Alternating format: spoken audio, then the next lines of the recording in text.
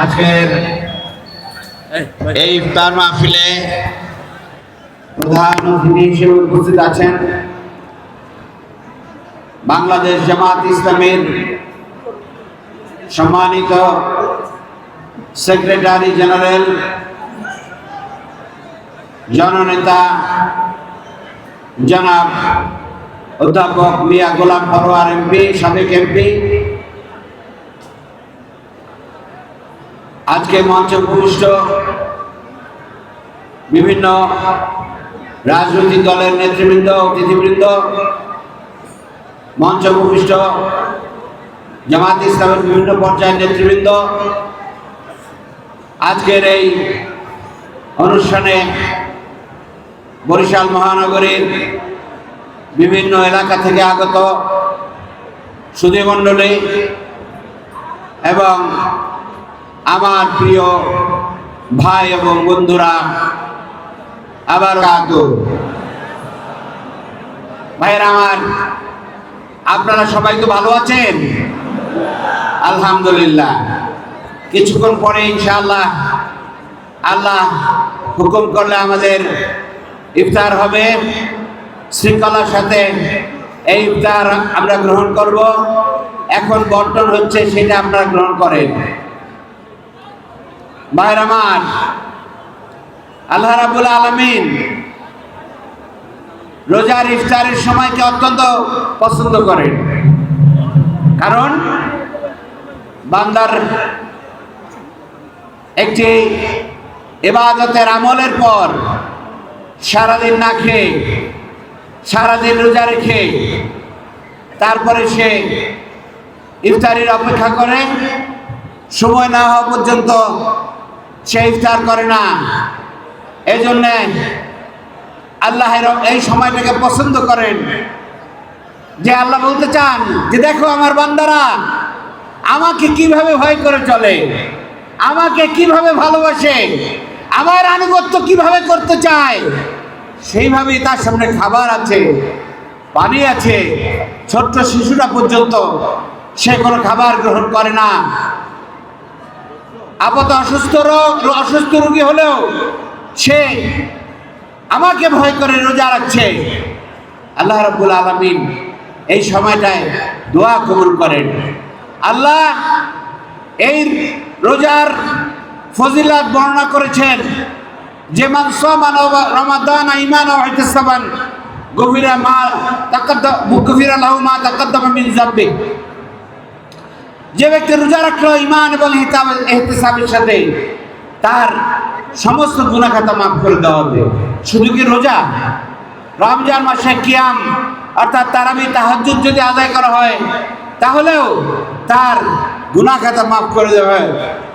Oman কামা রমাদান ঈমানান ওয়া ইহতিসাবান গফিরা লাহু মা তাকাদ্দামা মিন যামবি। রোজার বিরাট ফজিলত আল্লাহ রাব্বুল আলামিন এইভাবে বর্ণনা করেন। আর জান্নাতের পুরস্কার দেওয়ার জন্য, দুনিয়াতে রোজাদারদের পুরস্কার দেওয়ার জন্য আল্লাহ রাব্বুল আলামিন হাদিসে কুদসিতে ইরশাদ করেন যে আস-সাওমু লি ওয়া আনা জিবহি, আস-সাওমু লি ওয়া আনা উযিবহি। আল্লাহ বলেন রোজা আমার জন্য, এর যা পুরস্কার আমি নিজেই দেব। অন্যান্য ইবাদত আল্লাহর জন্যই করেন, কিন্তু রোজা এমন এক ইবাদত একমাত্র আল্লাহই জানেন যে আপনি সত্যিকার অর্থে আপনি রোজা রেখেছেন। সবাই মিলে ইফতার সেহরি খেলে তারপরে তাকে রোজাদারই মনে হয়, কিন্তু প্রকৃত রোজাদার সেই যিনি রোজা রাখেন এবং তিনি একমাত্র আল্লাহকে রাজি খুশি করতে চাইলেই তিনি রোজাদার হন। ভাইরা আমার, সেই রোজাদারদের সম্পর্কে আল্লাহ বলছেন যে কিছু কিছু রোজাদার আছে, কিছু কিছু নামাজি আছে, তাদের নামাজ এবং রোজায় আল্লাহর কোনো দরকার নেই। তারা কারা? যারা মিথ্যা কথা, মিথ্যা কাজ পরিহার করতে পারল না। তাহলে নামাজ এবং রোজা, এই সমস্ত ইবাদত বন্দেগীগুলো আল্লাহ রাব্বুল আলামিন তৈরি করেছেন, আমাদের জন্য দিয়েছেন। এটাকে আল্লাহ বিরাট উদ্দেশ্য আছে। রোজার উদ্দেশ্য হচ্ছে আল্লাহ রাব্বুল আলামিনের তাকওয়াবান বান্দা হিসেবে তৈরি হওয়া। যে তাকওয়া বান্দা, সে আল্লাহকে ভয় করে চলে, সে অন্যায় করে না, সে জুলুম করে না, মানুষকে ঠকায় না, চুরি করে না, ডাকাতি করে না, জেনা করে না, ব্যভিচার করে না, কাউকে সে ঠকায় না, কোনো দায়িত্বে থাকলে কারোর উপরে জুলুম করে না, রাষ্ট্র এবং সরকার কিংবা কোনো দায় দায়িত্বে থাকলে আল্লাহকে ভয় করে মানুষের ন্যায় এবং ইনসাফ করে। সেটাই হচ্ছে রোজার আসল শিক্ষা। আমরা এখানে অনেকে রোজাদার আছি, কেউ 20, 25, 30, 50, 60, 70 বছর রোজাদারও আছে। আল্লাহ যাদেরকে বাঁচিয়ে রাখেন। আমাদের জীবনে খেয়াল করে দেখতে হবে যে আমাদের জীবন থেকে তাকওয়ার বিরোধী কোনো কিছু আছে কিনা। ভাই এবং বন্ধুরা, রোজার এই শিক্ষার মধ্য দিয়ে তাকওয়ার গুণ যদি অর্জন করা সম্ভব না হয়, তাহলে সেই রোজা আমাদের জন্য কোনো বিশেষ ফজিলত বয়ে আনবে না।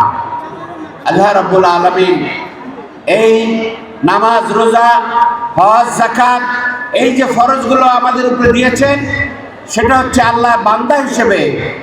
আল্লাহ রাব্বুল আলামিন আপনাকে আমাকে সৃষ্টি করেছেন। আল্লাহ বলেন, ওয়ামা খালাকতুল জিন্না ওয়াল ইনসা ইল্লা লিয়াবুদুন, আমি জিন এবং মানব জাতিকে একমাত্র আমার ইবাদতের উদ্দেশ্যে সৃষ্টি করেছি। এই ইবাদতের ট্রেনিং দেওয়ার জন্যই, পরিপূর্ণ ইবাদত গুজার বান্দা হওয়ার জন্যই আল্লাহ রাব্বুল আলামিন নামাজ, রোজা, হজ, যাকাত এগুলো ফরজ করে দিয়েছেন। এবং এই লক্ষ্যে আল্লাহ রাব্বুল আলামিন বান্দাকে দায়িত্ব অর্পণ করেছেন। সে তাকওয়াবান বান্দা হিসেবে, সে মুমিন বান্দা হিসেবে, সে তাকওয়াবান একজন ভালো মুসলিম হিসেবে সে সমাজে মানুষের জন্য কাজ করবে। আল্লাহ বলেন, কুনতুম খায়রা উম্মাতিন উখরিজাত লিন-নাস, তোমরা সেরা জাতি, দুনিয়ার মানুষের কল্যাণের জন্য তোমাদেরকে সৃষ্টি করা হয়েছে। এই কল্যাণকর কাজটি তারা করবে যারা সেরা মানুষ হয়। মানুষ যদি ভালো হয় তাহলে সে ভালো কাজ করবে। মানুষ যদি দুর্নীতিবাজ হয়, মানুষ যদি অপরাধ প্রবণ হয়, তাহলে সে মানুষকে ভালোর জন্য কোনো ভূমিকা রাখতে পারে না। আল্লাহ রাব্বুল আলামিনের এই সেরা বান্দারা রাসূল সাল্লাল্লাহু আলাইহি ওয়াসাল্লামের সময় তারা তৈরি হয়েছিলেন। সেই সেরা সমাজ হুজুর সাল্লাল্লাহু আলাইহি ওয়াসাল্লাম তৈরি করে গিয়েছেন।